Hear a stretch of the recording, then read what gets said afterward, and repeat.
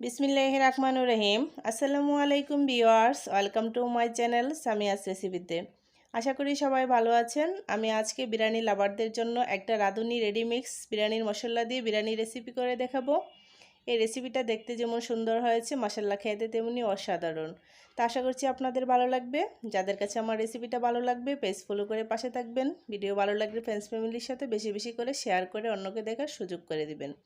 Already যারা আমার চ্যানেলটাকে সাবস্ক্রাইব করেছেন তাদেরকে অসংখ্য ধন্যবাদ, আর যারা এখনও করেন নাই তাদেরকে সাবস্ক্রাইব করার জন্য অনুরোধ করা হলো। তো আজকে বিরিয়ানি করার জন্য আমি এখানে নিয়ে নিলাম গরুর মাংস। তো এখানে আমি 1 কেজি গরুর মাংস নিয়েছি। তারপর চুলাতে একটা প্যান বসিয়ে তার মধ্যে দিয়ে দিলাম আমি 1 কাপ সয়াবিন তেল, আর দিয়ে দিচ্ছি এখানে তেজপাতা, এলাচ, দারচিনি, গোলমরিচ আর লবঙ্গ।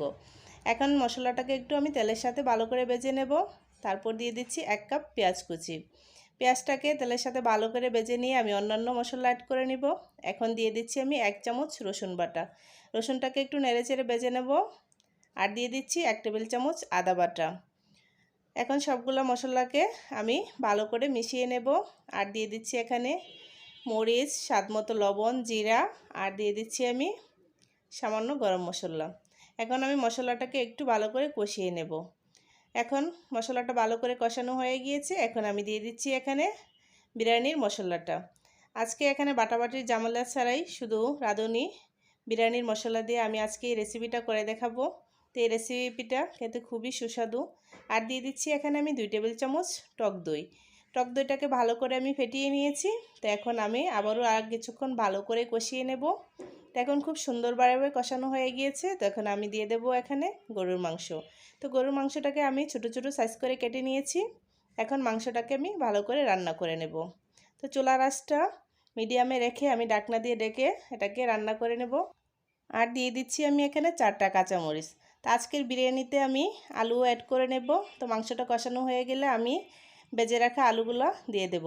তারপর আমি একটু কষিয়ে এটাকে রান্না করে নেব। তো এই পর্যায়ে বিরিয়ানি রান্নার জন্য আমার মাংসটা রেডি হয়ে গিয়েছে। তো এখন নামিয়ে আমি একটা সাইডে রেখে দেব। এখন চুলাতে আবার একটা প্যান বসিয়ে দিয়ে দিলাম পরিমাণ মতো তেল আর সামান্য গরম মশলা। এখন দিয়ে দেব একটা পেঁয়াজ কুচি। পেঁয়াজটাকে তেলের সাথে ভালো করে ভেজে নেব। তারপর আমি দিয়ে দেব এখানে পোলাওর চালটা। পোলাওর চালটাকে আমি ধুয়ে পরিষ্কার করে আগেই নিয়েছি। তো এখন আমি চালটাকে ভালো করে ভেজে নেব। তো পোলাওর চালটা ভালো করে ভেজে নিলে পোলাওটা খুব জর্জরা হয়, দেখতে যেমন সুন্দর খেতে তেমনই ভালো লাগে। আর দিয়ে দিচ্ছি 1 টেবিল চামচ আদা ও রসুন বাটা, আর দিয়ে দিলাম পরিমাণ মতো লবণ।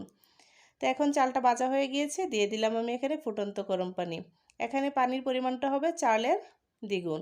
তো এখন পোলাওটা অলরেডি রেডি হয়ে এসেছে। তো এখন আমি দিয়ে দেবো রান্না করে রাখা গরুর মাংসটা। তারপর নাড়াচাড়া দিয়ে আমি এটাকে দমে রেখে দেবো 30 মিনিট। তো এই রেসিপিটা করা খুব সহজ। যারা ব্যাচেলার আছেন তারা অবশ্যই এই রেসিপিটা ট্রাই করতে পারেন। তো এই পর্যায়ে বিরিয়ানিটা রেডি হয়ে এসেছে। তো এখন আমি নাড়াচাড়া দিয়ে আপনাদের দেখিয়ে দিচ্ছি যে আমার পোলাওটা কত সুন্দর জর্জরে হয়েছে।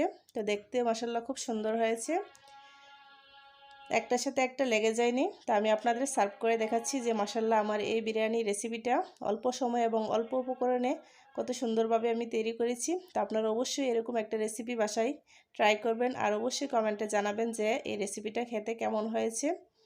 তা আমার এই চ্যানেলে সহজ এবং মজাদার রেসিপি পেতে অবশ্যই আমার চ্যানেলটাকে সাবস্ক্রাইব করে পাশে থাকার অনুরোধ করা হলো।